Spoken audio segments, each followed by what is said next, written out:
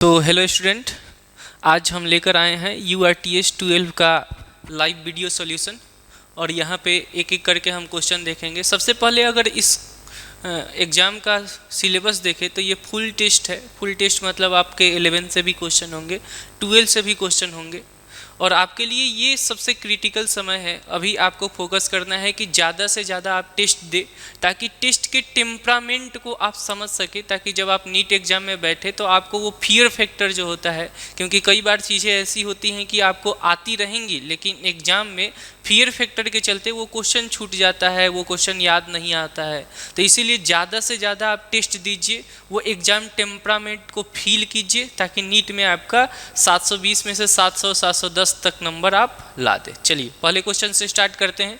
पहला क्वेश्चन है हमारा, a uniform electric field having a magnitude E not and direction along the positive x axis exist if the potential V is 0 at x बराबर 0 then its value at x बराबर plus x will be।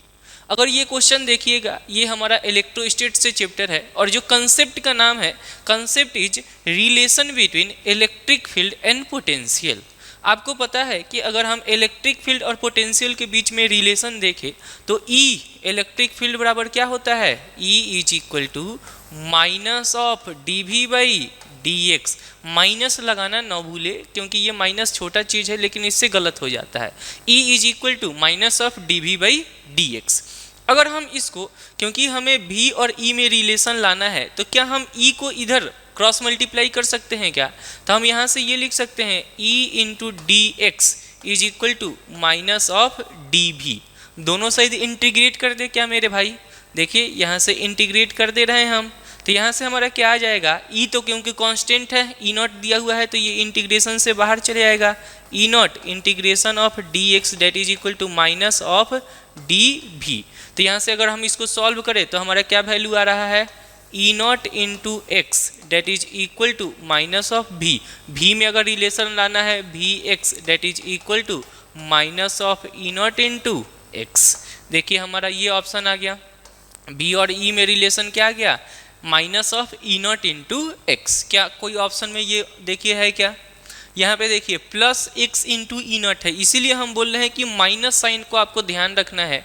इसी से आपका जो भी option बना है बहुत चालाक है, plus x E not minus x E not. कौन सा ऑप्शन सही होगा? Second option is the correct option, that is minus of x into E not. Okay, पहला कंसेप्ट क्लियर। आइए नेक्स्ट क्वेश्चन को देखते हैं। दूसरा क्वेश्चन है, if intensity of incident light is increased in photoelectric effect then which of the following is true। Intensity में क्या relation है? जब हम फोटो इलेक्ट्रिक इफेक्ट, जैसे कि मान लीजिए कि हमारा ये मेटल है, यहाँ से अगर हम लाइट रेज को गिराते हैं h म्यू एनर्जी से, इंटेंसिटी से क्या फर्क पड़ता है? क्या वो एनर्जी को इंक्रीज करता है क्या? नहीं। Intensity is directly proportional to, intensity is directly proportional to number of electrons, जो यहाँ से नंबर ऑफ इलेक्ट्रॉन्स एमिट होंगे। मतलब जितना ज़्यादा इलेक्ट्रॉन्स होगा उतना ही ज़्यादा करेंट होगा। तो इंटेंसिटी का रिलेशन करेंट से है। ऑप्शन में देखिए क्या है, maximum kinetic energy of ejected electron. गलत। क्या एनर्जी को इंक्रीज करता है क्या? नहीं, ये इतना एनर्जी ही देता है, ये दूसरा इलेक्ट्रॉन को एनर्जी। इंटेंसिटी मतलब यहाँ पे बहुत सारा इलेक्ट्रॉन का एमिशन होगा, लेकिन एक इलेक्ट्रॉन को जो एनर्जी मिलेगा वो इक्वल एनर्जी मिलेगा। वो इंटेंसिटी बढ़ाने से एनर्जी बढ़ेगा नहीं। ठीक बात। तो ये पहला ऑप्शन तो हमारा गलत है। दूसरा, work function will remain unchange. देखिए सेकेंड ऑप्शन ही दे दिया।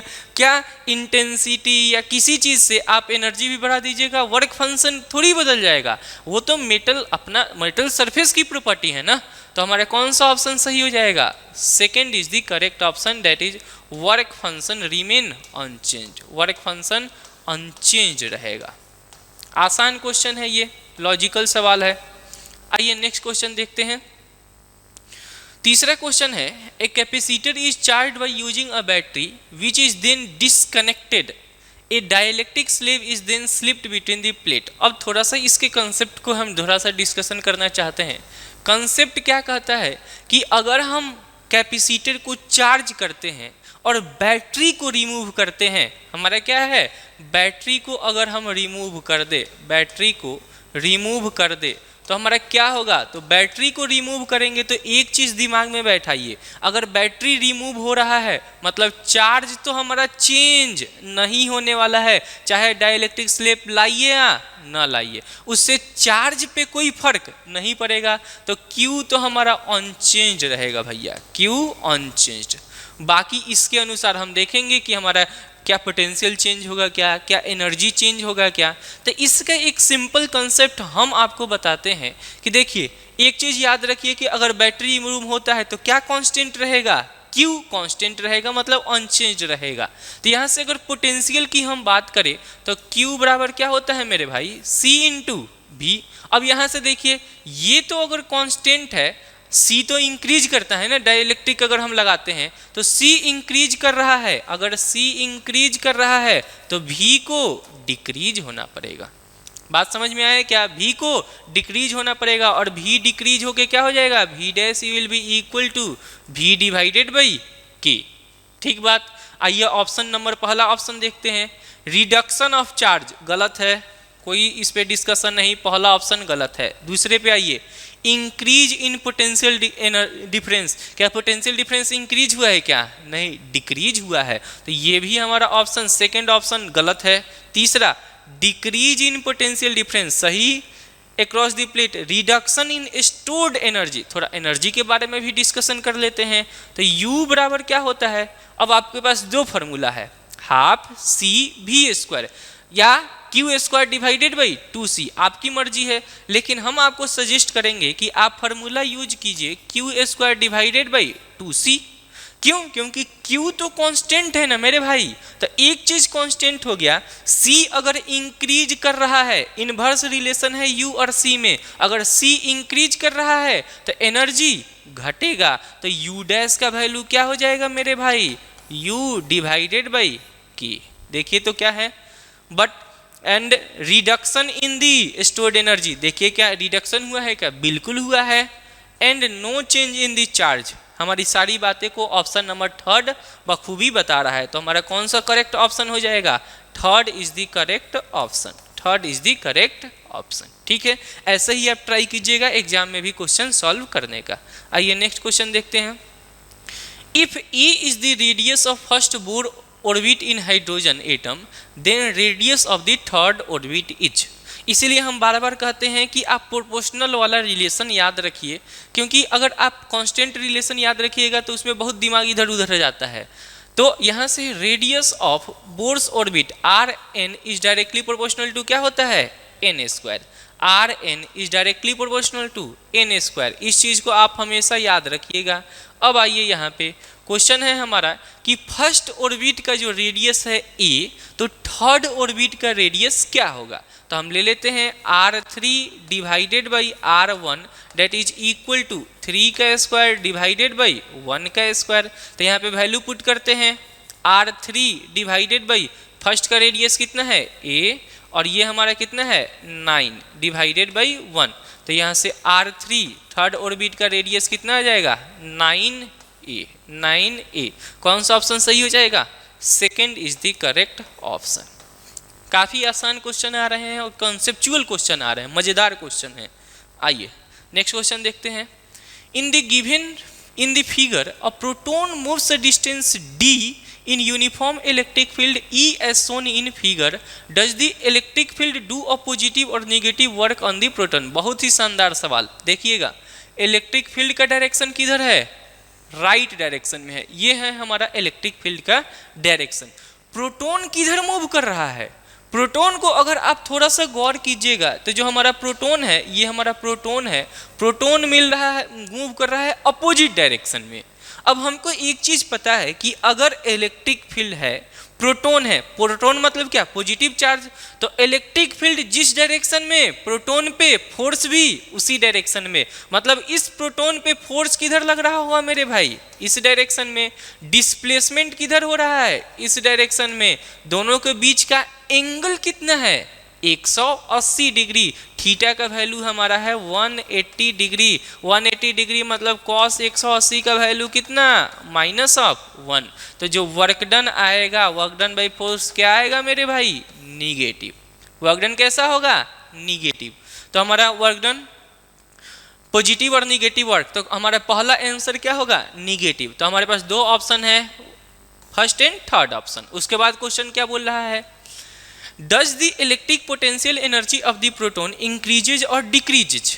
तो यहाँ से एक कॉन्सेप्ट याद कीजिए, नोटबुक की बातें। नोटबुक में एक पॉइंट हमने लिखाया था कि अगर आप इलेक्ट्रिक फील्ड के डायरेक्शन में बढ़ते हैं तो पोटेंशियल एनर्जी क्या होता है, डिक्रीज होता है। अगर आप इलेक्ट्रिक फील्ड के डायरेक्शन में मूव करते हैं तो पोटेंशियल एनर्जी क्या करता है, डिक्रीज करता है। एक छोटा सा एग्जांपल से आपको साबित करके देते हैं। मान लेते हैं कि हमारा प्लस चार्ज यहाँ पे है, इलेक्ट्रिक फील्ड का डायरेक्शन बताइए, चारों तरफ ऐसे फैलेगा, ऐसे हमारा इलेक्ट्रिक फील्ड जाएगा, इधर इलेक्ट्रिक फील्ड जाएगा, इधर इलेक्ट्रिक फील्ड, इधर इलेक्ट्रिक फील्ड। देखिए इलेक्ट्रिक फील्ड का डायरेक्शन ये है।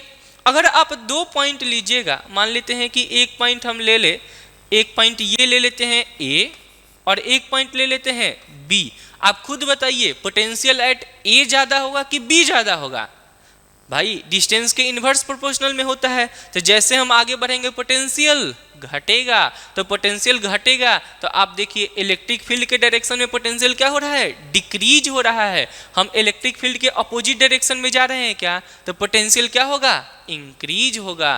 पोटेंशियल यहाँ पे हम लिख रहे हैं मेरे भाई, पोटेंशियल इंक्रीज होगा। तो कौन सा ऑप्शन सही हो जाएगा, negative and increase, that is first is the correct option. ठीक बात, बढ़िया सवाल है, इसको अपने नोटबुक में जरूर लिखिएगा, कंसेप्चुअल सवाल है।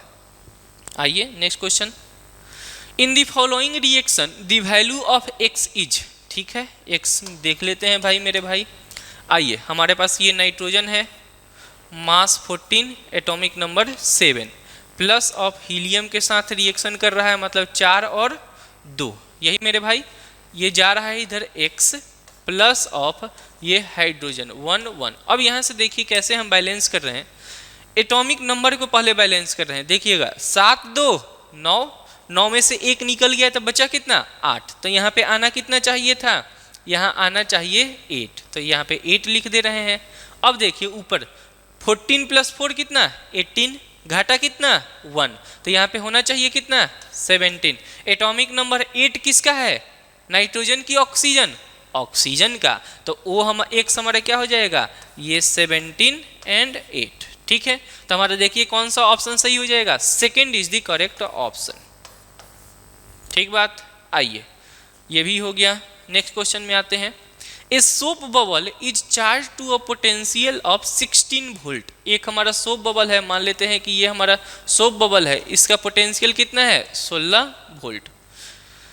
इज देन डबल्ड, इसका soap bubble if radius is then double the potential of the bubble will be. Radius अगर डबल हो रहा है तो पोटेंशियल क्या होगा, तो आपको पता है कि V बराबर क्या होता है, KQ divided by R, R radius. तो यहाँ से देखिए V is inversely proportional to R, ये रिलेशन आप लिख सकते हैं क्या, V is inversely proportional to R। तो लिख दीजिए V डैश, जो कि हमको पता करना है, divided by V must be equal to R dash, ये इनवर्स रिलेशन है, तो R divided by R dash. तो यहाँ V डैश हमें पता करना है, V का वैल्यू कितना है 16 वोल्ट। इनवर्स रिलेशन में R का वैल्यू मान लेते हैं कि R ही होगा, R डैश हमारा कितना हो गया, डबल हो गया। तो देखिए R से R कट गया, 2 8 16, तो V डैश का वैल्यू कितना आ गया 8 वोल्ट। तो कौन सा ऑप्शन सही हो जाएगा, again second is the correct option. ठीक है, ये भी बढ़िया क्वेश्चन था। आइए, among the given option the moment of inertia of ring is minimum about, मतलब रिंग का मोमेंट ऑफ इनर्शिया किस एक्सिस के अबाउट मिनिमम होगा। चलिए निकाल के देखते हैं। अगर ज्योमेट्रिक एक्सिस के अबाउट अगर देखें तो ये हमारा आप सभी को याद होगा कितना होता है mr²। ठीक है, डायमीटर के अबाउट, अगर डायमीटर के अबाउट अगर हम देखें तो डायमीटर मतलब mr² दोनों मिलके बनाता है, तो ये हमारा कितना हो जाएगा mr² डिवाइडेड बाई 2, क्योंकि यहाँ पे आप कौन सा theorem, perpendicular axis theorem use कीजिएगा, वहाँ से आ जाएगा mr² बाई 2। फिर से अगर टेंजेंट इन इट्स प्लेन, इसी के प्लेन में, तो एम आर स्क्वायर बाई 2 अगर थर्ड दे तो ये आ जाएगा M R square divided by 2 plus of M R square. Fourth का अगर आप देखिएगा tangent perpendicular to its plane, मतलब ये आ जाएगा M R square plus of M R square. तो यहाँ से आप खुद बताइए ना मेरे भाई किस एक्सिस के about moment of inertia minimum आ रहा है, तो आपका नज़र तुरंत दौड़ेगा कि मेरे भाई ये हमारा डायमीटर के अबाउट मिनिमम आ रहा है। तो हमारा कौन सा ऑप्शन सही हो जाएगा? Second is the correct option. ठीक है, आइए। The resistance of 1 ampere ammeter is 0.018 ohm. To convert it into 10 ampere ammeter the shunt resistance required will be. Shunting का कंसेप्ट है, इससे भी एक आध क्वेश्चन नीट पूछ लेता है, मतलब अब तो नीट का ये फेवरेट टॉपिक लगभग हो रहा है। तो यहाँ से देखिए शंटिंग का कंसेप्ट देखिए, मान लेते हैं कि ये हमारा गैल्वेनोमीटर होता है, इधर से करंट जाता है। इनिशियली आई जी का वैल्यू कितना है? That is equal to 1 ampere. R G का वैल्यू कितना है? That is equal to 0.018 ohm, 0.018 ये है हमारा गैल्वेनोमीटर का। यहाँ पे इसको हम एमीटर में कन्वर्ट करना चाहते हैं, तो इसका कंसेप्ट आपको पता होगा कि इसमें हम सीरीज में रेसिस्टेंस लगाते हैं कि पैरेलल में? पैरेलल में लगाते हैं, मतलब यहाँ से एक रेसिस्टेंस हम लेकर चले जाएंगे, यहाँ पे यही एस का वैल्यू ये पूछ रहा है, और हमें किसने करंट को ले जाना है? 10 एम्पेयर को। 10 एम्पेयर इधर से आ रहा है, तो मान लीजिए कि 1 एम्पेयर इधर चले जाएगा, बाकी बचा कितना? 9 एम्पेयर इधर चले जाएगा। तो दोनों के क्रॉस तो पोटेंशियल डिफरेंस सेम होगा। आप हमेशा इसके लिए रटिएगा मत, हम आपको फ्री एडवाइस दे रहे हैं कि इस कंसेप्ट का रटना नहीं है। तो कैसे बनाना है? इसके क्रॉस जो पोटेंशियल होगा सेम पोटेंशियल उसके क्रॉस भी होगा ना मेरे भाई। इसके क्रॉस पोटेंशियल कितना? आई जी इंटू आर जी, उसके क्रॉस पोटेंशियल कितना? एस इंटू आई माइनस आई जी। ये तो फॉर्मूला हुआ, हमारे पास तो डाटा दिया हुआ है। आई जी का वैल्यू कितना? 1, आर जी का वैल्यू कितना? 0.018, that is equal to S हमें जो पता लगाना है आई माइनस आई 1 कितना आ गया है? 9। तो यहाँ से हमारा एस का वैल्यू कितना आ जाएगा? 0.018 डिवाइडेड बाई 9। तो इसको अगर सॉल्व करें तो ये हमारा कितना आ जाएगा? 0.002 ओम। देखिए तो कौन सा ऑप्शन है? Third is the correct option, third is the correct option. ठीक है, next question. The diode shown in the figure following diagram which one is reverse bias. अगर ऐसे क्वेश्चन आपको दे रहा है, पूछ रहा है कि फॉरवर्ड बायस कौन है, रिवर्स बायस कौन है, तो इसका कंसेप्ट क्या कहता है? कंसेप्ट भाई साहब कहते हैं कि अगर आपको ऐसे क्वेश्चन में पता करना है कि कौन रिवर्स बायस है कौन फॉरवर्ड बायस है, तो अगर V P minus of V N is greater than 0 हुआ तो ये हमारा क्या है? फॉरवर्ड बायस्ड है। अगर V P minus of V N less than 0 हुआ तो ये क्या है? हमारा रिवर्स बायस्ड है। बात क्लियर है क्या? तो आप चेक कीजिए कि इसमें से फॉरवर्ड बायस्ड कौन है, रिवर्स बायस कौन है। आइए यहाँ पे देखते हैं। तो देखिए पहले तो आप टर्मिनल पहचानिए, ये हमारा क्या है? P, ये हमारा क्या है? N। तो यहाँ से देखिए P के तरफ कितना है? -5 वोल्ट है, N के तरफ कितना है? -12 है। तो Vp माइनस Vn अगर हम यहाँ पे करें Vp माइनस ऑफ Vn, तो Vp का वैल्यू कितना? -5 माइनस ऑफ -12 यहाँ पे लगाइएगा, तो -12 -5 प्लस 12 ये कितना आ गया? 7 आ गया। क्या? Greater than 0। तो ये तो हमारा फॉरवर्ड रिवर्स बायस नहीं है, फॉरवर्ड बायस्ड है। आइए सेकंड ऑप्शन में, इधर देखिए ये हमारा P, ये हमारा N। ठीक है, P के तरफ 0 है तो ये आ जाएगा 0 माइनस ऑफ इधर कितना है? -10। अगेन ये आ गया 10 ग्रेटर देन 0। अगेन ये क्या है? Forward biased. आइए थर्ड ऑप्शन, ये हमारा P और ये हमारा N। P के तरफ 0, 0 माइनस ऑफ 5, तो ये हमारा कितना आ गया? -5, दैट इज लेस देन 0। तो ये हमारा क्या हो जाएगा? Reverse bias. तो हमारा कौन सा ऑप्शन सही हो जाएगा? 3 इज द करेक्ट ऑप्शन। बाकी चौथे का आप खुद चेक कीजिए, एक आप खुद से ट्राई कीजिए इस कंसेप्ट पे। ठीक है, ये कंसेप्ट जरूर याद रखिएगा, इसीलिए क्वेश्चन में ही हम कंसेप्ट आपको बताते चल रहे हैं कि अगर बाय द वे आपका कंसेप्ट ये छूट गया हो तो आप अपने नोटबुक में उसको जरूर लिख ले। आइए, नेक्स्ट क्वेश्चन है, two bulbs are working in parallel order, bulb A is brighter than bulb B if R A and R B are their resistance respectively then. देखिए हमारे पास दो बल्ब है, मान लीजिए एक बल्ब इधर है, दूसरा बल्ब है हमारा यहाँ पे, दोनों पैरेलल कनेक्ट है, मान लीजिए बैटरी सोर्स से हम इसको कनेक्ट कर दिए हैं, ठीक है। अब बोल रहा है कि ब्राइटनेस ज़्यादा है, ब्राइटनेस का मतलब क्या, अगर ब्राइटनेस आपको दे तो ये चीज़ हमेशा याद रखिएगा कि brightness is directly proportional to power. जिसका ब्राइटनेस ज़्यादा है मतलब उसका क्या ज़्यादा है, पावर ज़्यादा है। अब देखिए यहाँ से अगर हम इसको कि बोले कि ये हमारा B1 है, ये हमारा B2 है, ठीक है, तो अगर किसका पावर बल्ब का ब्राइटनेस ज़्यादा है, A is brighter then B, तो हम ये कह सकते हैं क्या, PA is greater then PB। अब यहाँ से आपको दिमाग लगाना है, यहीं से थोड़ा सा गेम हम खेल रहे हैं, आपको बता रहे हैं। ये पैरेलल कनेक्शन है, पैरेलल कनेक्शन में क्या चीज़ सेम होता है, पावर का आपके पास दो फॉर्मूला है, power is equal to I square into R, दूसरा हमारा है V square divided by R, दो फार्मूला है। तो जब भी पैरेलल कनेक्शन आए तो आप ऊपर वाला फार्मूला लगाइएगा, नीचे वाला, अगर ऊपर वाला फार्मूला लगाइएगा तो दोनों में करंट का वैल्यू अलग अलग होगा ना, तो ये दिक्कत कर देगा। लेकिन मेरे भाई क्या दोनों में V का वैल्यू सेम होगा क्या, तो अगर पावर अगर दे ऐसा पैरेलल कनेक्शन तो आप ये लगाइए कि V square divided by R1, ये पावर A का is greater then V square divided by R2, ठीक बात। तो यहाँ से देखिए V कॉमन है तो हम क्या कह सकते हैं, R2 is greater then R1, R2 is greater then R1। कौन सा ऑप्शन सही हो जाएगा, देखिए R2 मतलब second is the correct option.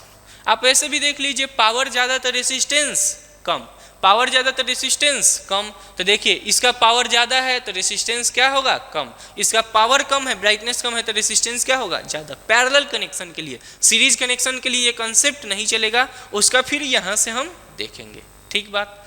आइए ये second is the correct option. आइए यहाँ पे बहुत बढ़िया सवाल, in the given circuit as shown the two input waveform A and B are applied simultaneously, the resultant waveform Y is, ठीक है।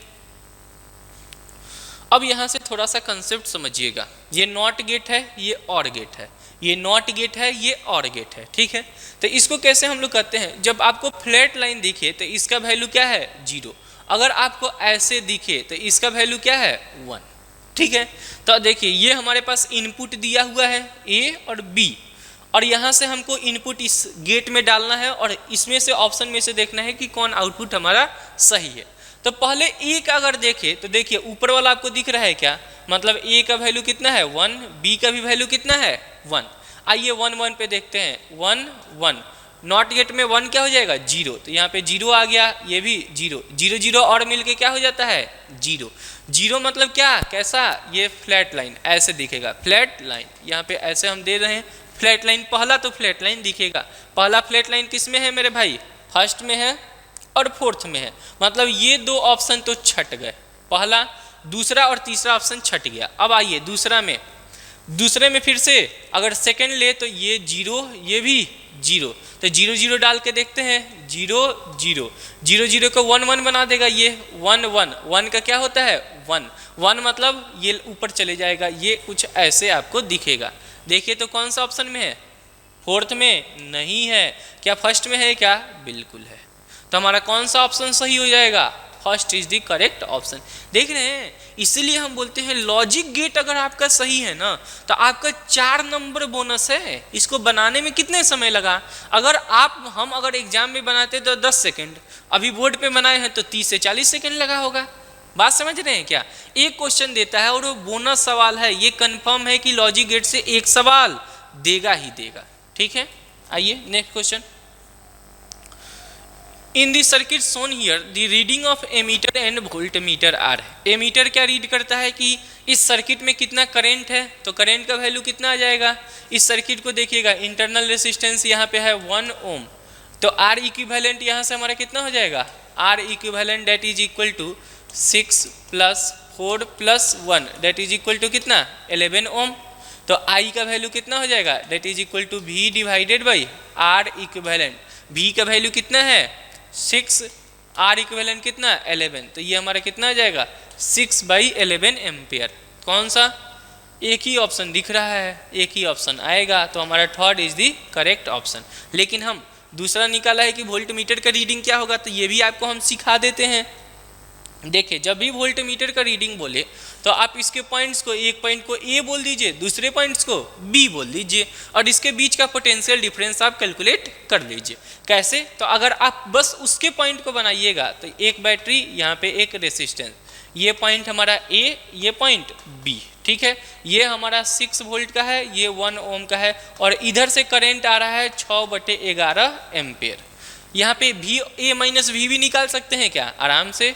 तो यहाँ पे लिखिए आप किरचॉफ लॉ, भी ए प्लस टर्मिनल है तो -6, यहाँ पे उधर से करंट आ रहा है तो प्लस, ये कितना 6/11 into 1 that is equal to V B, तो ये V A minus of V B उधर चले जाएगा तो 6 - 6/11, तो ये आ जाएगा V A minus of V B that is equal to 60/11 volt. देखिए है क्या ऑप्शन में 60/11 वोल्ट, ठीक है। तो कौन सा ऑप्शन सही हो जाएगा, third is the correct option, ठीक है।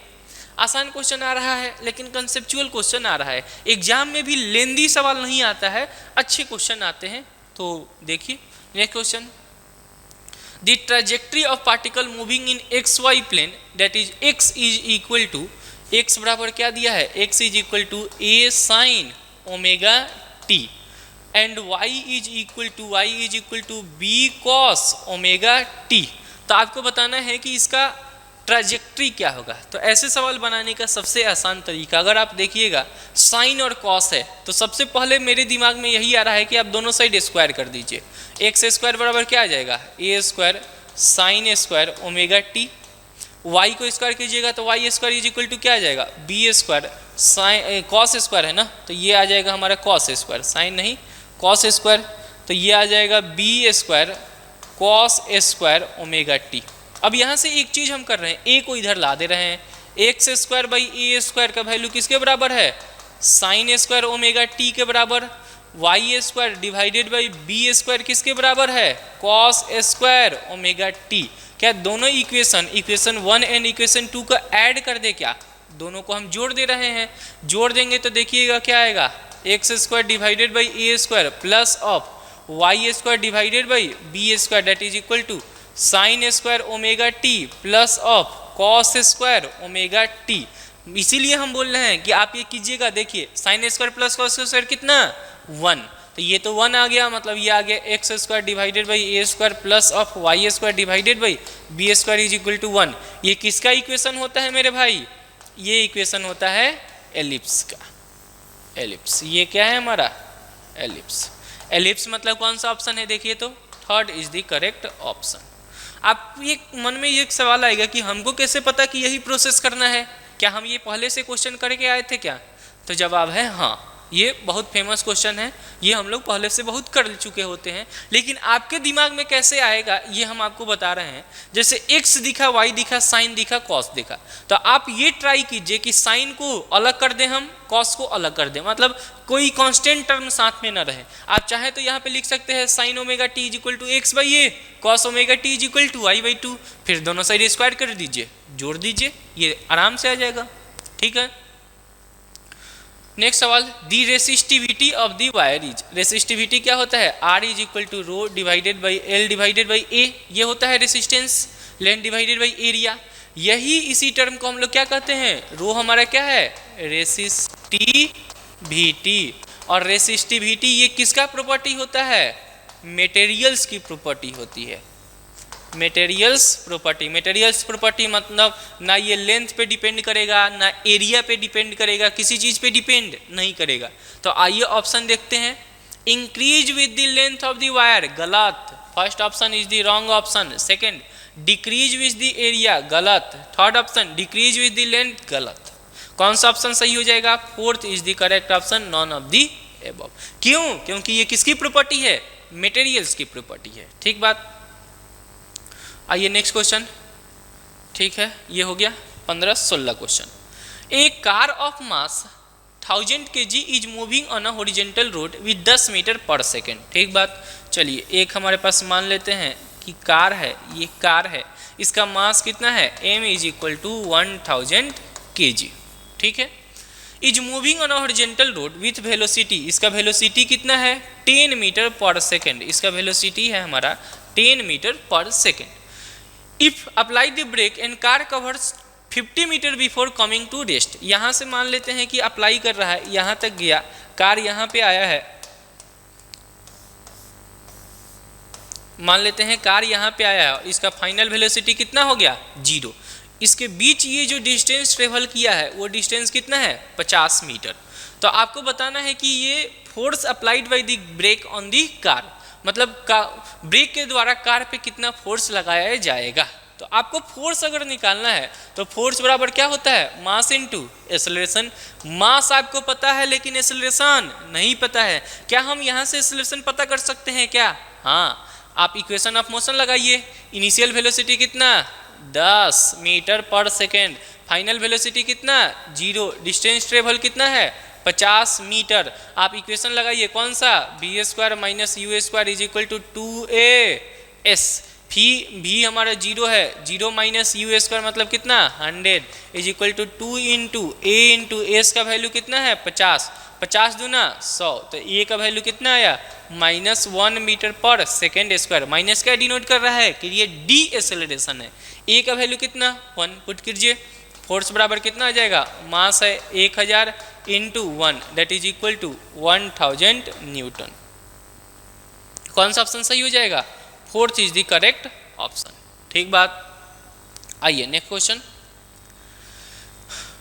स्टेटमेंट। हाँ, स्टेटमेंट वाइड क्वेश्चन का भी आप रिवीजन कीजिए क्योंकि नीट आजकल 1-2 क्वेश्चन ऐसे दे रहा है जो स्टेटमेंट वाइज रहते हैं। आइए क्वेश्चन देखते हैं। Starting with 0 velocity the it accelerate in a direction perpendicular to, मतलब consider the following regarding this charge particle in a magnetic field. चलिए थोड़ा इसको देखते हैं।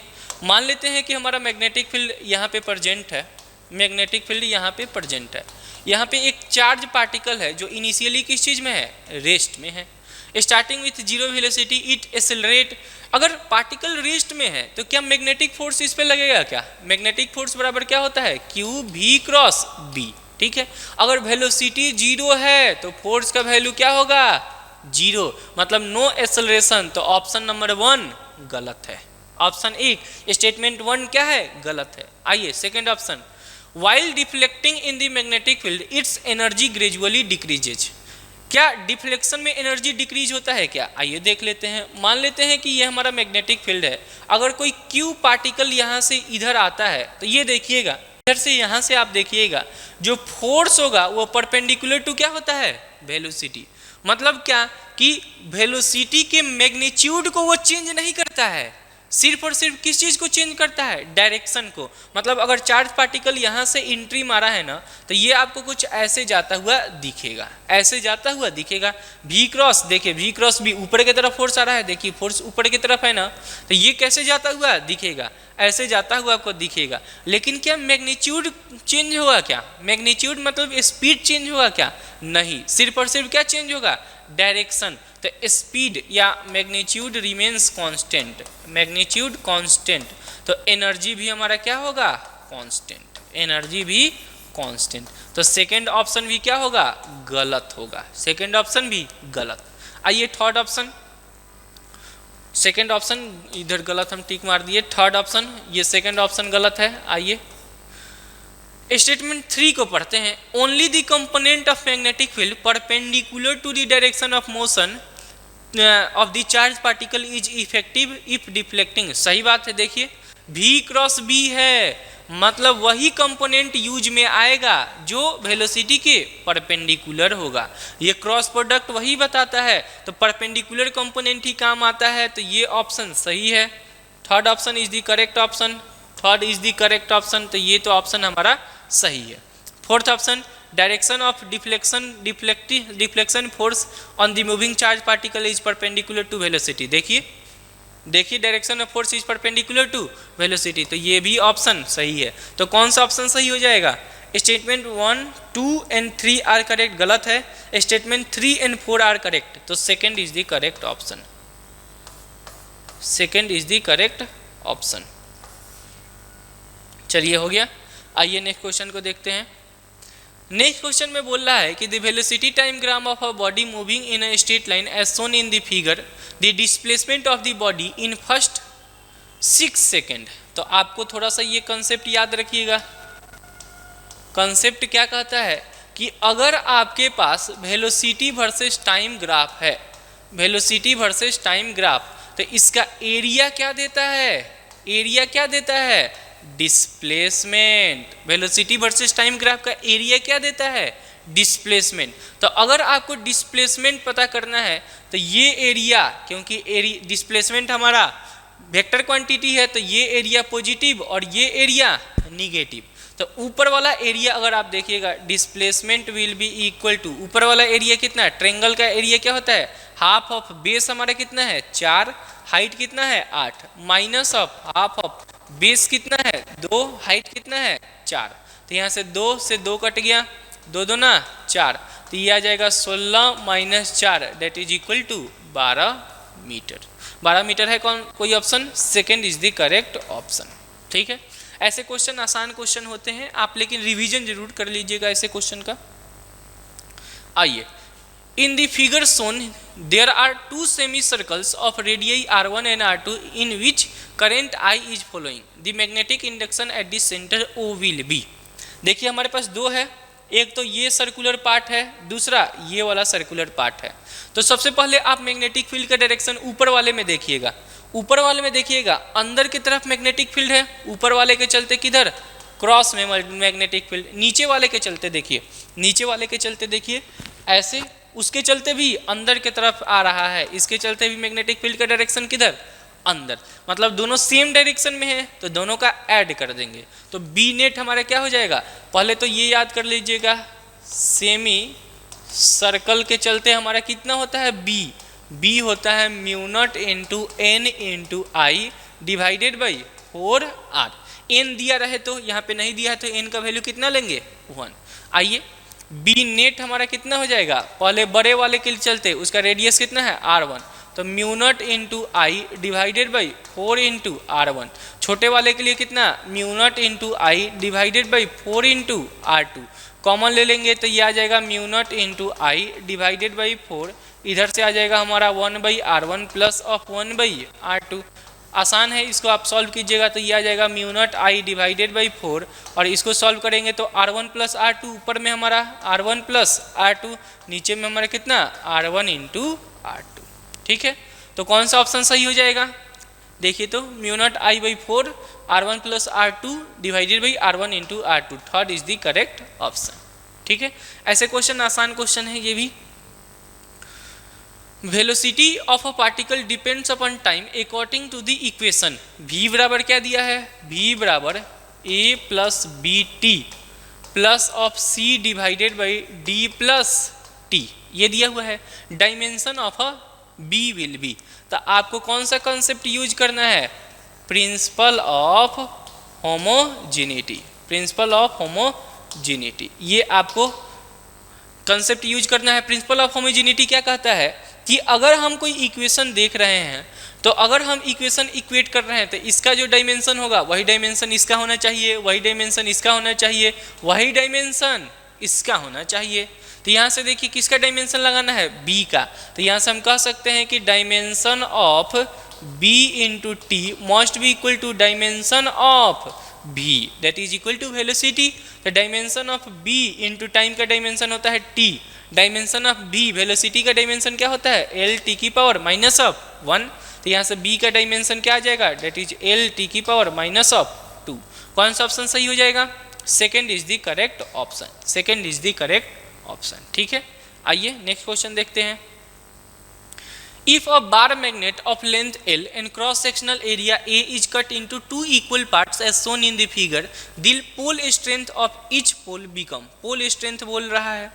देखिए पोल स्ट्रेंथ क्या होता है, अगर मैग्नेटिक मूवमेंट का अगर याद है capital M that is equal to M into L, ये स्मॉल m ही क्या है मेरे भाई, इसी को हम लोग क्या कहते हैं पोल स्ट्रेंथ, इसी को हम लोग क्या कहते हैं, पोल स्ट्रेंथ। तो पोल स्ट्रेंथ का प्रॉपर्टी क्या है, it is directly proportional to cross sectional area.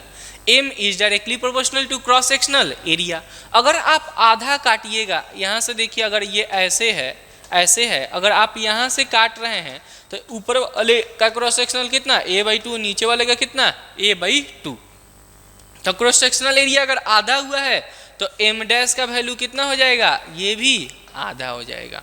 तो कौन सा ऑप्शन सही हो जाएगा, first is the correct option, that is half. ठीक है, आइए नेक्स्ट क्वेश्चन क्या कहता है, length of one division of main scale of vernier calliper is 0.1 centimetre if 10 division of V vernier scale coincide with the 9 division of main scale division. बहुत बढ़िया सवाल, सबसे बेसिक सवाल वर्नियर कैलिपर का जो सबसे बेसिक सवाल होता है ना, ये है। हमारे पास MSD का वैल्यू कितना है, main scale reading, that is equal to 0.1 centimetre, 0.1 centimetre. अब आइए यहाँ से दिया है 10 डिवीजन ऑफ, मतलब 10 VSD that is equal to कितना, 9 MSD। 10 division of vernier scale coincide with 9 division of main scale, मतलब 10 VSD is equal to 9 MSD। तो 1 VSD का वैल्यू कितना हो जाएगा, दैट इज 9/10 MSD।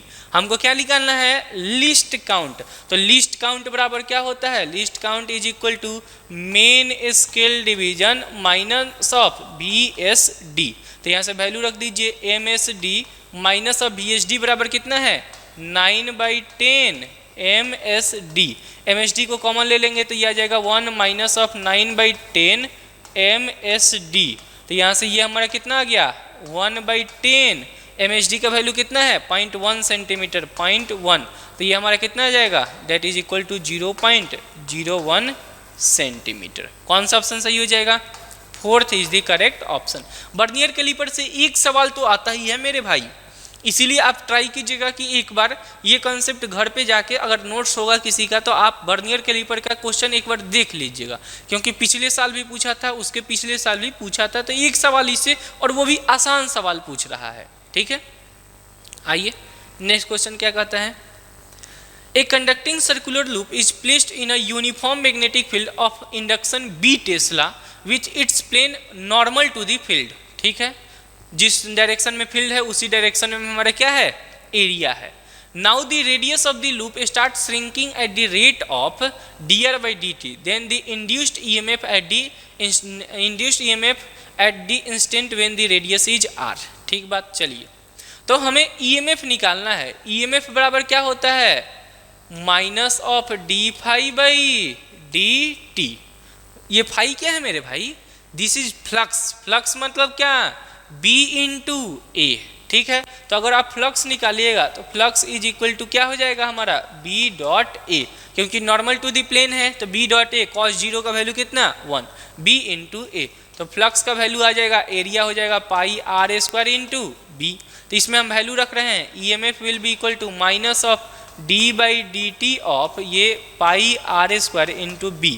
जो कांस्टेंट है उसको बाहर निकाल रहे हैं, तो EMF will be equal to minus of ये पाई बाहर निकल जाएगा, B बाहर निकल जाएगा, R को डिफरेंशिएट कीजिएगा तो ये क्या आ जाएगा, 2r dr/dt। श्रिंकिंग है मतलब dr/dt का वैल्यू क्या होगा, निगेटिव होगा। निगेटिव से निगेटिव ये कैंसिल आउट हो जाएगा।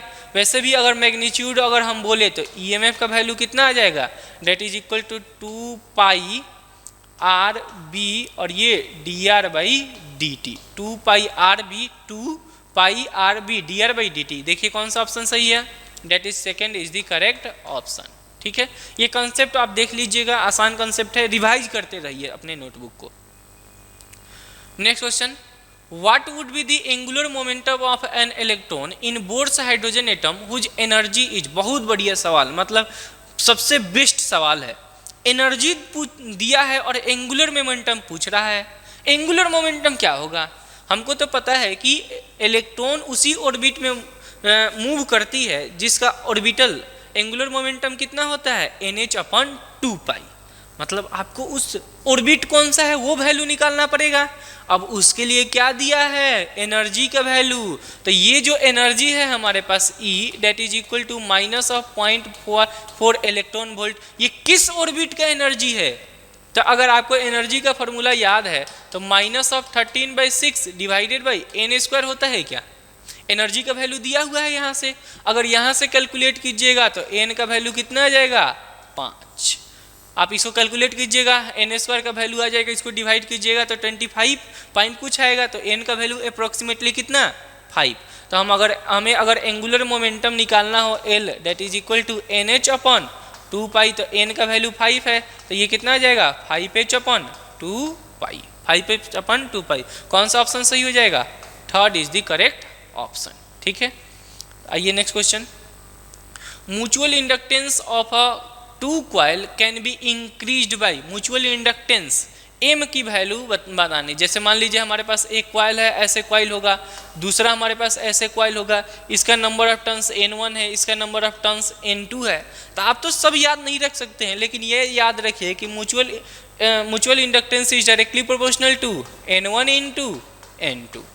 देखिए यहाँ से, देखिए directly proportional to number of turns है क्या, तो देखिए क्या ऑप्शन में decreasing the number of turns of the coil गलत है, second option increasing the number of turns सही है।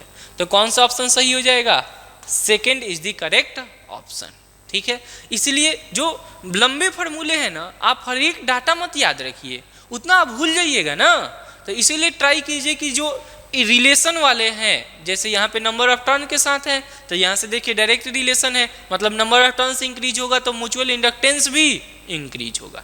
ठीक, आइए next question. Which of the following is correctly matched, venturi meter. तो सबसे देखिए वेंचुरी मीटर ये किस पे वर्क करता है, अगर आपको याद हो तो ये बर्नौलीज प्रिंसिपल पे वर्क करता है। हाइड्रोलिक लिफ्ट किस पे वर्क करता है, हाइड्रोलिक लिफ्ट ये वर्क करता है पास्कल्स लॉ पे, ये आपको याद होने चाहिए। ब्लड फ्लो किस पे वर्क करता है, that is again Bernoulli's principle पे वर्क करता है। स्विंग ऑफ क्रिकेट बॉल, ये तो लड़के को पता होगा, बताइए बताइए बेटा कौन सा होगा।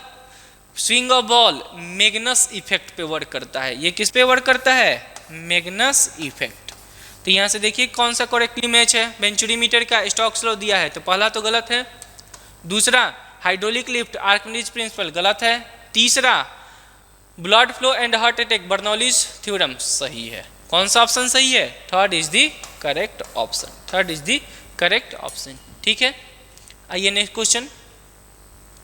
ए circular coil has 500 turn of wire and its radius is इतना, the self inductance of the coil is. हमारे पास सर्कुलर कॉइल है, ठीक है, इसका रेडियस r है, तो इसके लिए सेल्फ इंडक्टेंस का वैल्यू याद है क्या, that is equal to mu naught into N square pi R divided by 2, mu naught into N square pi R divided by 2। तो यहाँ पे वैल्यू आप रखिए, तो L will be equal to mu naught का वैल्यू क्या होता है 4 पाई इंटू 10 की power minus of 7, N square 500 है तो इसको हम 25 इंटू 10 की पावर 4 लिख देते हैं। पाई का वैल्यू अभी पाई ही रखते हैं, इंटू आर का वैल्यू कितना है 5 सेंटीमीटर, मतलब 5 इंटू 10 की power minus of 2 divided by 2। जरा सा इसको सॉल्व करें तो पाई स्क्वायर का वैल्यू कितना होता है, अगर आपको याद हो पाई स्क्वायर का वैल्यू किसके बराबर होता है, pi square is approximately equal to 10, तो पाई स्क्वायर के बदले हम 10 लिख देते हैं। ये पाई स्क्वायर गया तो यहाँ पे हम इसको 5 कर देते हैं, ठीक बात।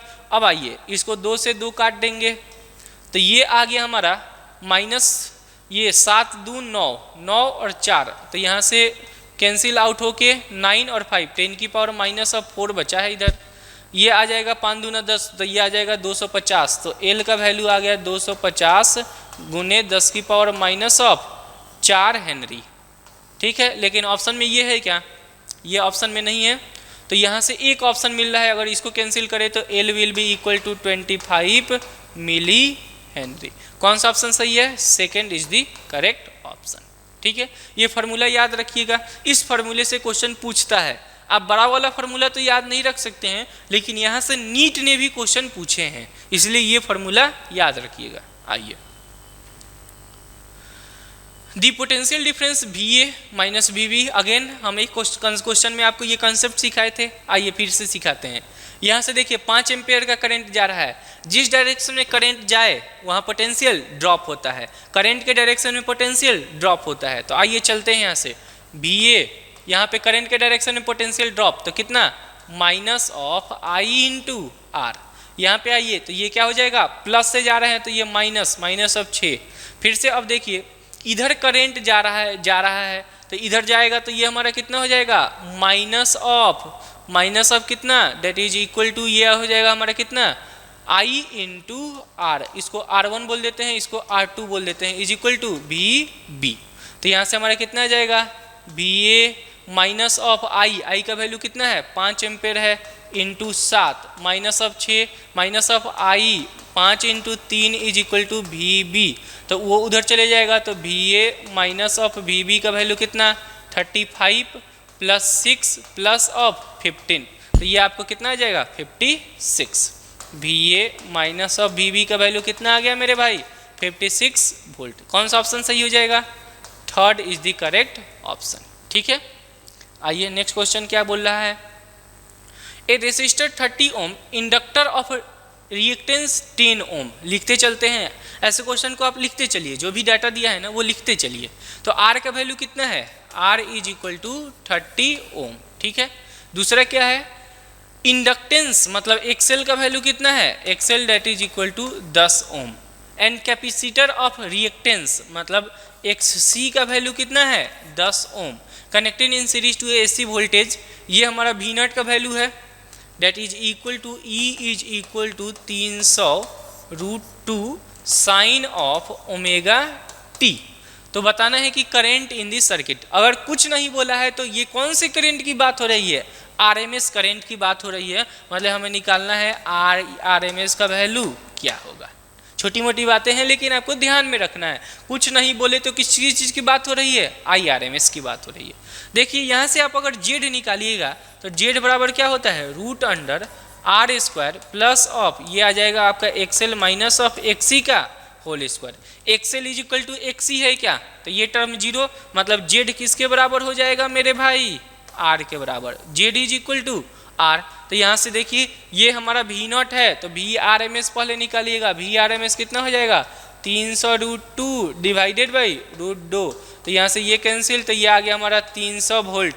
तो IRMS का वैल्यू कितना हो जाएगा, that is equal to VRMS divided by Z। तो that is equal to 300 divided by Z का वैल्यू कितना है 30, 3 दहिया 300। तो IRMS का वैल्यू कितना हो जाएगा, that is equal to 10 ampere. कौन सा ऑप्शन सही है मेरे भाई, second is the correct option. ठीक बात, आइए next question, the number of significant figure. Significant figure जो पावर होता है ना, जैसे यहाँ पे अगर 10 की पावर 4 है या 10 की पावर 23 भी रहता, मेनली क्वेश्चन एवोगैड्रो नंबर का पूछता है कभी कभी, अगर पावर वाले रहें तो ये नॉन सिग्निफिकेंट, नो सिग्निफिकेंट होते हैं, ये सिग्निफिकेंट नहीं होते हैं। ठीक है, तो ये तो हमारा सिग्निफिकेंट नहीं होगा, और डेसिमल के बाद तो होता है। तो यहाँ से 1 2 3 4 5 कितने सिग्निफिकेंट फिगर आ गए, significant figure that is equal to 5। कौन सा ऑप्शन सही हो जाएगा, first is the correct option. ठीक है, आसान सवाल है। Second, which of the following curve represent the variation of impedance with frequency. बहुत बढ़िया सवाल, देखिएगा जेड और फ्रीक्वेंसी में रिलेशन लाना है। जेड को हम क्या लिख सकते हैं, root under R square plus of ये हमारा XL माइनस ऑफ XC का स्क्वायर। ठीक है, अब फ्रीक्वेंसी में लाना है तो XL और XC से तो काम नहीं चलने वाला है, क्या लिखना पड़ेगा फ्रीक्वेंसी के टर्म में, तो Z बराबर आ जाएगा root under R square plus of, इसको हम क्या लिख सकते हैं 2πf into L minus of 1 divided by 2πf into C इसका स्क्वायर। अब यहाँ से देखिए दो ऐसे अगर क्वेश्चन देना तो आप दो तरीका अपनाइएगा। पहला, जैसे यहाँ पे अगर R रहता और या F है तो पहला R बराबर 0 और R बराबर इन्फिनिटी, इसी दोनों से देख लीजिए कि वैल्यू क्या आ रहा है।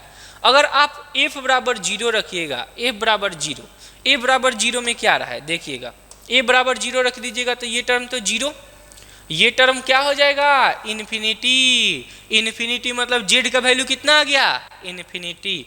ए बराबर 0 पे जेड का वैल्यू क्या है मेरे भाई, दैट इज इन्फिनाइट। ठीक है। दूसरा, अगर एफ बराबर इन्फिनिटी रख दीजिएगा, एफ बराबर इन्फिनिटी मतलब ये 0 ये इन्फिनिटी, फिर से आप देखिएगा जेड का वैल्यू क्या आ रहा है, इन्फिनाइट। तो आप इस ग्राफ में देख लीजिए कि एफ बराबर 0 पे इन्फिनिटी और एफ बराबर इन्फिनिटी पे भी इन्फिनिटी। तो देखिए तो कौन सा ऑप्शन मैच कर रहा है, देखिए हमको तो थर्ड ऑप्शन मैच कर रहा है। देखिए ऐसे जाके ऐसे जा रहा है, तो मतलब ए बराबर 0 पे भी इन्फिनिटी होगा और इस पे भी इन्फिनिटी होगा। ठीक है, तो यहाँ से हमारा ये ऑप्शन हो जाएगा। नेक्स्ट क्वेश्चन क्या है, work done by the force when the body is displaced from, work done बोल रहा है, तो वर्क डन बराबर क्या होता है मेरे भाई, F dot D S. F dot D S, F dot D S मतलब फोर्स इनटू डिस्प्लेसमेंट। तो यहाँ से देखिए फोर्स का वैल्यू कितना दिया है वेक्टर फॉर्म में, that is equal to 2i cap plus of 5 K cap Newton. ये हमारा फोर्स का वैल्यू है। डिस्प्लेसमेंट डी एस का वैल्यू आपको निकालना पड़ेगा। देखिए पार्टिकल कहाँ से कहाँ तक है, तो इनिशियल पोजीशन है हमारा ए, जो इनिशियल पोजीशन है दैट इज इक्वल टू 7,0,2 से कहाँ तक गया है, बी पे। बी का कोऑर्डिनेट कितना है 11,2, अल्फा। ठीक है, तो यहाँ से अगर आप डिस्प्लेसमेंट वेक्टर लिखिएगा तो ये जो फाइनल माइनस इनिशियल, तो ये आ जाएगा 11 - 7 दैट इज 4i कैप। ठीक है, दूसरा 2 - 0 that is equal to 2j cap. तीसरा ये alpha plus of alpha minus of 2k cap. अब आप लगा दीजिए F dot D S, F dot D S लगाइएगा तो वर्क डन बराबर हमारा एफ का वैल्यू कितना है, that is equal to 2i cap plus of 5k cap dot product with हमारा डिस्प्लेसमेंट वेक्टर कितना है 4i cap plus of 2j cap plus of alpha minus of 2k cap. तो dot product में आपको पता होगा i को i के साथ, j को j के साथ, k को k के साथ। तो यहाँ से देखिए अगर i को i के साथ, j को j के साथ करेंगे तो i को i के साथ, तो ये कितना हो गया हमारा वर्क डन, ये आ गया 8।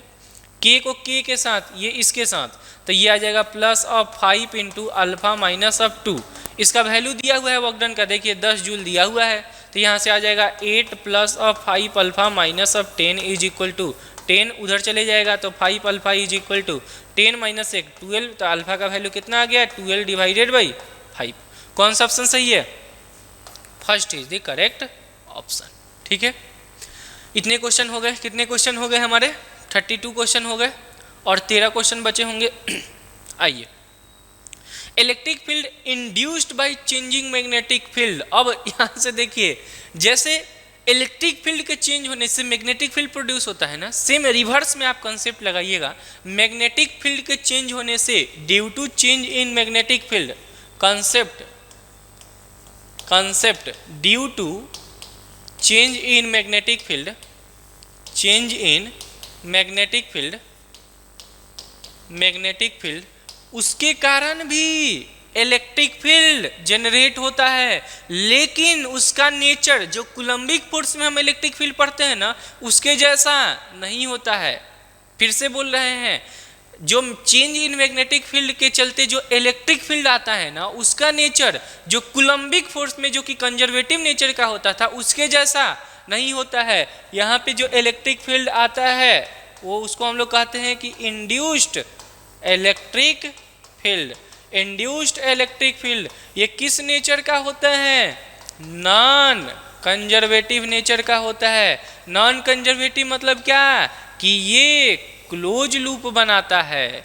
क्लोज लूप देखिए कौन सा ऑप्शन सही हो जाएगा, पहला ही वो सेकंड ऑप्शन ही हमारा दिया हुआ है, second is the correct option. ठीक है, ये अपने नोटबुक में चाहे तो लिख सकते हैं, इट फॉर्म क्लोज लूप। अगर आप टेस्ट दिए होंगे तो अभी क्वेश्चन भी आया हुआ है UAITS का, AITS का क्वेश्चन भी था कि मैग्नेटिक फील्ड और इलेक्ट्रिक फील्ड में कौन सा ग्राफ करेक्टली एक्सप्रेस्ड है, तो एक थर्ड ऑप्शन जो था क्लोज लूप वाला यही करेक्ट है। ठीक है, आइए next question. 3 liquid of equal masses are taken in 3 identical cubes. हमारे पास मान लीजिए 3 क्यूब होंगे, ये आइडेंटिकल क्यूब्स हैं और अच्छा मास सेम है, MA = MB = MC। अगर तीनों का मास सेम है अगर मास सेम है तो प्रेशर बराबर फोर्स डिवाइडेड बाई एरिया होता है। Force same, area same, mass same है तो फोर्स सेम, एरिया सेम, तो हमारा प्रेशर भी क्या होगा, same. P A is equal to P B is equal to P C. कौन सा ऑप्शन सही हो जाएगा, first is the correct option, that is same in all the vessels, same in all the vessels.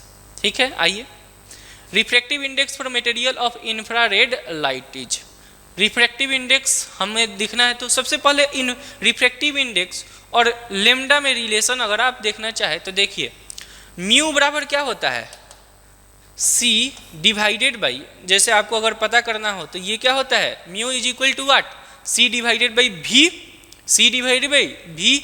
यहाँ से देखिए अगर relation अगर आप देखिएगा इनवर्स रिलेशन है क्या वेलोसिटी के साथ, इनवर्स रिलेशन है क्या वेलोसिटी के साथ, देखिए म्यू और भी में क्या है, इनवर्स रिलेशन है। मतलब अगर मान लीजिए किसी भी मीडियम में हम जाते हैं तो भी बराबर क्या लिखते हैं, अगर मान लेते हैं बी बराबर क्या लिखते हैं, सी डिवाइडेड बाई म्यू, यहाँ से देखिए इनवर्स रिलेशन है। वैसे ही लेमडा डैश अगर किसी भी मीडियम में हम जाते हैं, लेमडा डैश ये क्या हो जाता है, लेमडा डिवाइडेड बाई म्यू। यहाँ भी देखिए कितन कौन सा रिलेशन है, इनवर्स रिलेशन है, वेलोसिटी से भी इनवर्स रिलेशन और वेवलेंथ से भी इनवर्स रिलेशन। मतलब हम कह सकते हैं lambda is inversely proportional to mu, मतलब वेवलेंथ ज़्यादा, अगर वेवलेंथ ज़्यादा तो म्यू कम, वेवलेंथ ज़्यादा तो म्यू कम। अब आइए refractive index of material for infrared, infrared का वेवलेंथ अल्ट्रावायलेट से क्या होता है, ज़्यादा होता है, लेस देन। देखिए अल्ट्रावायलेट अगर हम इंफ्रा की बात करें, इंफ्रा की बात करें और अल्ट्रावायलेट की बात करें तो लेमडा इसका क्या होता है, ज़्यादा, इसका लेमडा क्या होता है, कम। अगर लेमडा ज़्यादा है तो म्यू क्या होगा, कम, इसका म्यू क्या होगा, ज़्यादा। मतलब अल्ट्रावायलेट का म्यू ज़्यादा होगा, इंफ्रारेड का म्यू कम होगा। अल्ट्रावायलेट का म्यू ज़्यादा और इसका इंफ्रा का कम। तो lambda of mu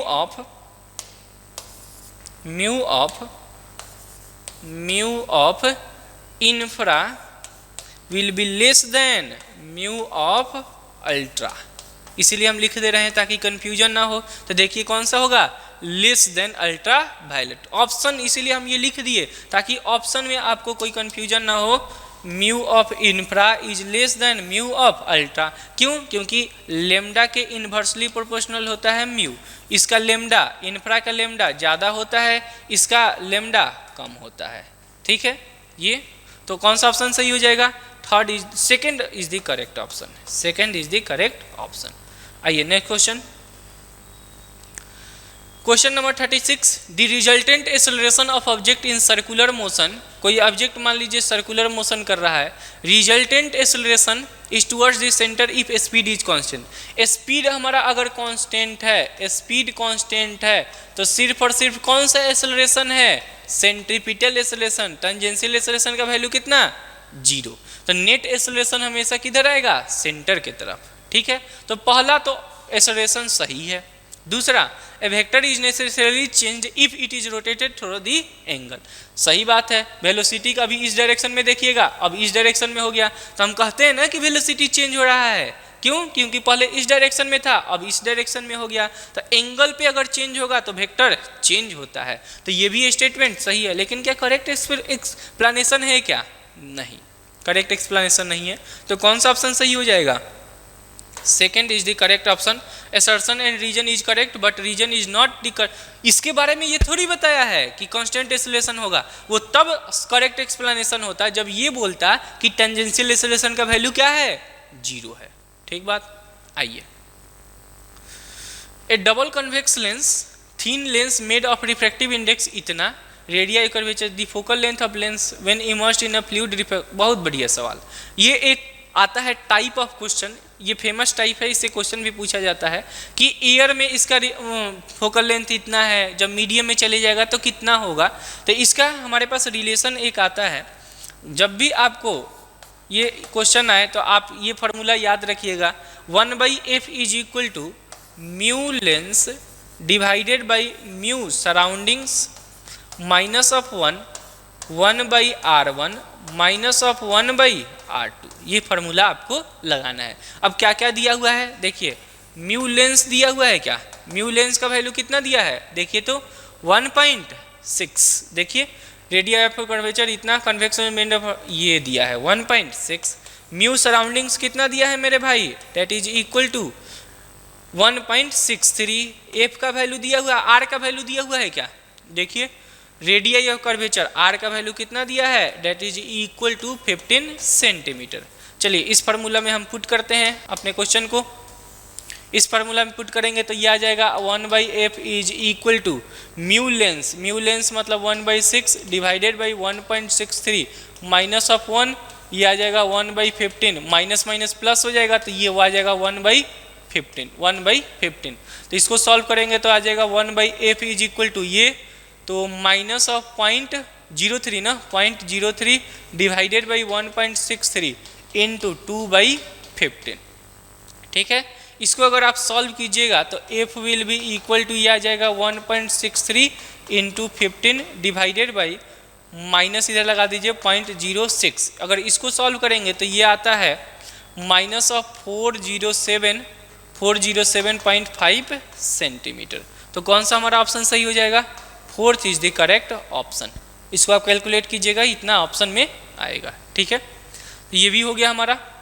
next question 38, ये बहुत बढ़िया सवाल है, ये कंसेप्चुअल सवाल है, आप थोड़ा ट्राई करना चाहें तो कर सकते हैं। देखिए क्वेश्चन क्या बोल रहा है, a fire hydrant delivers water of density rho at a volume flow rate L, the water travels vertically upward, यहाँ से वाटर पहले ट्रेवल किया, इधर से ट्रेवल कर रहा है, देन डज 90 डिग्री बेंड, अब इधर बेंड हो गया है, to emerge horizontally at a speed of v, velocity change नहीं हुआ, they the pipe nozzle have uniform cross section throughout, the force exerted by the water on the corner. अब आपके दिमाग में वो चौंकेगा कि इसमें फोर्स का रिलेशन कैसे लाए, फोर्स हमें कैसे पता चलेगा कि फोर्स कितना लग रहा है। जी हाँ, पता कर सकते हैं। देखिए यहाँ से जो वाटर जा रहा होगा कुछ ना कुछ तो मोमेंटम होगा, तो इधर का मोमेंटम आप लिख सकते हैं p इनिशियल। देखिए यहाँ पे मैग्नीट्यूड वाइज मोमेंटम तो सेम रहेगा क्योंकि वेलोसिटी सेम है, सब कुछ सेम है, लेकिन क्या डायरेक्शन वाइज सेम रह रहा है क्या, पहले हमारा इस डायरेक्शन में था, अब किस डायरेक्शन में चला गया, एक्स डायरेक्शन में चला गया, तो डायरेक्शन चेंज हुआ है ना, मतलब फाइनल मोमेंटम बदला है, फाइनल मोमेंटम बदला है मतलब फोर्स आएगा। ठीक है, अगर आप P इनिशियल लिखिएगा, P initial that is equal to ये हमारा कितना आ जाएगा, अच्छा रो भी ये वेलोसिटी है और ये डी भी, रो भी डी भी, ये हमारा आ गया। पहले ये इनिशियल मोमेंटम, ये किस डायरेक्शन में है, इसको लिख दीजिए जे कैप, और P फाइनल हमारा कितना है, that is equal to again ये तो चेंज नहीं होगा, रो भी डी भी, और ये किस डायरेक्शन में है, आई कैप। ठीक है, तो यहाँ से अगर चेंज इन मोमेंटम लाइएगा, delta P that is equal to P F minus of P I that is equal to ये डिवाइडेड बाई डेल्टा टी या D P by D T कर दीजिएगा, तो यहाँ से हमारा फोर्स का जो वैल्यू आ जाएगा ये आ जाएगा रो भी और ये D V by D T और इधर से I cap minus of J cap. ठीक है, D V by D T का वैल्यू देखिए दिया हुआ है क्या, वॉल्यूम फ्लो रेट, ये क्या है हमारा एल, तो फोर्स का वैल्यू कितना आ जाएगा रो भी एल, और ये हमारा I cap minus of J cap, ये वेक्टर फॉर्म में है, अगर मैग्नीट्यूड वाइज निकाले तो इसका मैग्नीट्यूड कितना होगा √2 आई कैप और जे कैप का, तो हमारा मैग्नीट्यूड वाइज कितना हो जाएगा, that is mod F is equal to √2 rho भी एल। तो कौन सा ऑप्शन सही हो जाएगा, देखिए तो रो भी L, second is the correct option, second is the correct option. बहुत बढ़िया सवाल है, बहुत ही ज़्यादा बढ़िया सवाल है, आप इस क्वेश्चन को अपने नोटबुक में जरूर से जरूर लिख लीजिएगा। ठीक है, आइए, for a prism it's refractive index is cot a/2, the minimum angle of deviation is, minimum angle of deviation is. ठीक है, ये क्वेश्चन आपको आया हुआ है, नीट में क्वेश्चन ये पूछा हुआ है, तो ये क्वेश्चन को आप बनाइए, अच्छा क्वेश्चन है।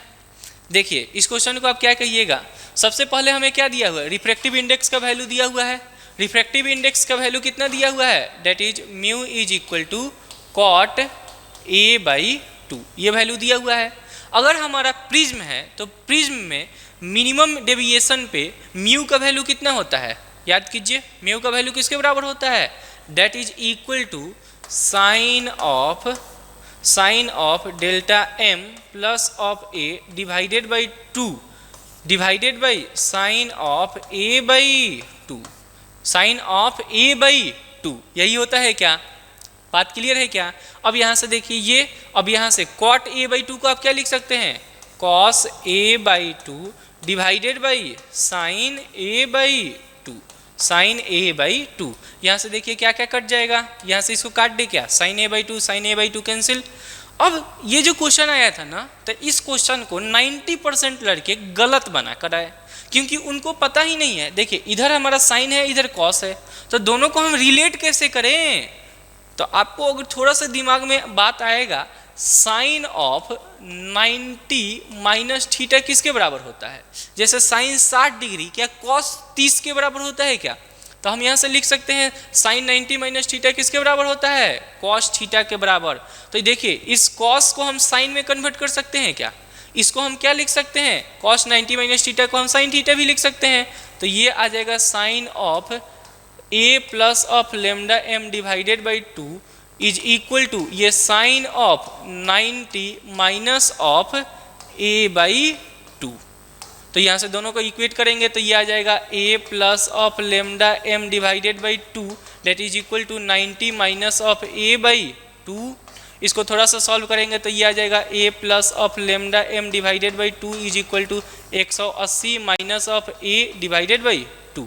2 से 2 कैंसिल, तो लेमडा m का वैल्यू कितना आ जाएगा 180 minus of 2a, 180 minus of 2a। देखिए तो कौन सा ऑप्शन सही है, second is the correct option.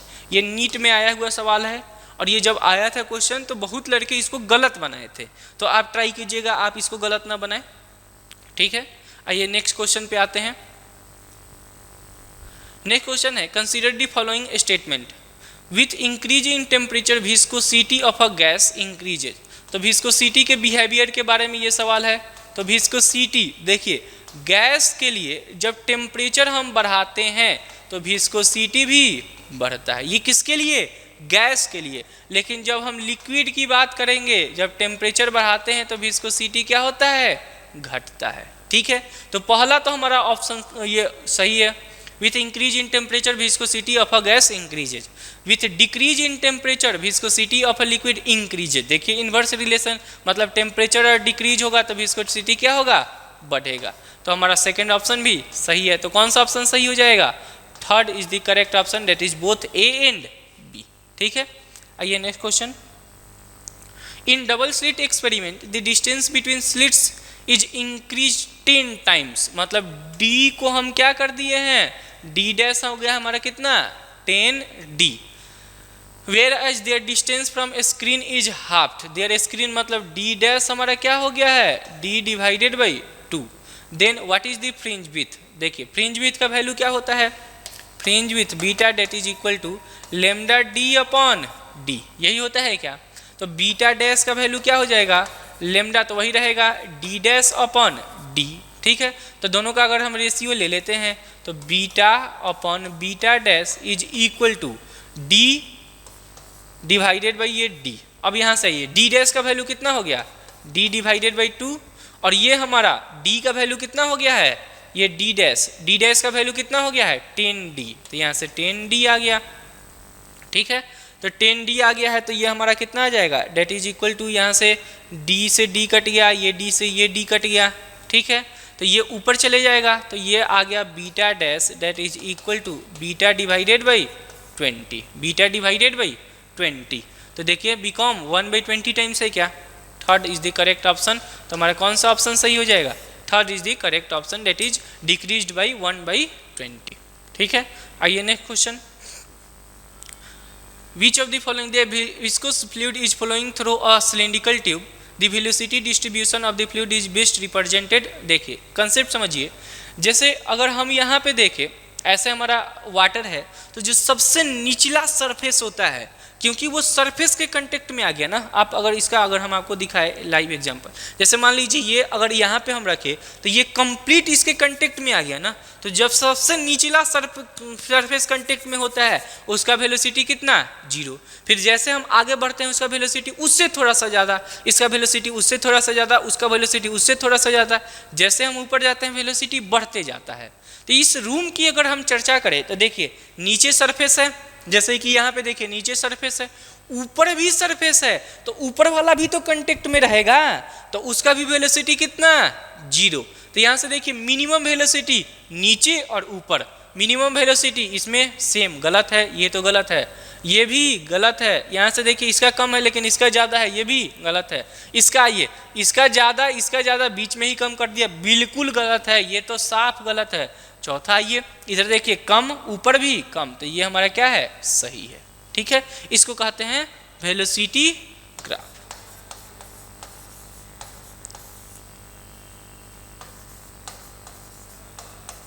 ठीक है, तो ये हमारा ये, अगर रूम का भी पूछे ना तो आप यही आंसर दीजिएगा, क्योंकि नीचे दीवार फर्श है, ऊपर भी दीवार है। कौन सा option question, A unpolarised beam of intensity I not is incident on the pair of Nichols making an angle 60 degree with each other. तो सबसे पहले ये लाइट तो पोलराइज्ड होगा, तो पोलराइज्ड होने के बाद देखिए इसको हम अगर आपको ग्राफ से बताएं तो सबसे पहले तो आप पोलराइजर लगाइएगा।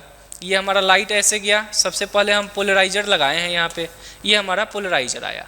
अब दूसरा, ये pair of Nichols making an angle 60 degree with each other, 60 degree बना रहा है एंगल, मतलब अब हमारा जो ये आएगा, ये हमारा ऐसे जो आया है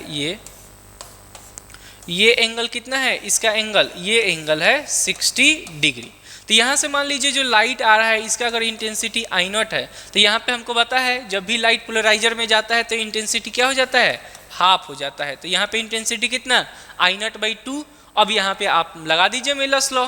मेलस लॉ क्या कहता है, I dash will be equal to I naught cos square phi. तो यहाँ से I dash will be equal to I double dash will be equal to I naught हमारा कितना हो गया है, आई नॉट डिवाइडेड बाई 2, और ये आ जाएगा कॉस स्क्वायर 60, तो ये आ जाएगा आई नॉट डिवाइडेड बाई 2, और कॉस 2 मतलब कॉस 60 का वैल्यू 1/2, इसका स्क्वायर कीजिएगा तो ये आ जाएगा आई नॉट बाई 2 इंटू 1/4, तो ये आ गया कितना, I naught divided by 8, I naught divided by 8।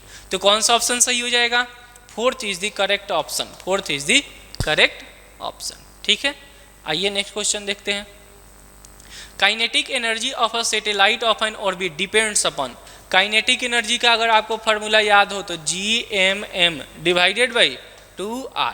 देखिए मास ऑफ सैटेलाइट पे डिपेंड कर रहा है, सही है, मास ऑफ ऑर्बिट पे डिपेंड कर रहा है, रेडियस ऑफ ऑर्बिट पे डिपेंड कर रहा है, सही है, mass of the central planet orbit पे डिपेंड कर रहा है, सही है। तो यहाँ से हमारा कौन सा ऑप्शन सही हो जाएगा, 4th is the correct option, सभी चीज़ों पे डिपेंड कर रहा है। ठीक है, लास्ट क्वेश्चन देखते हैं।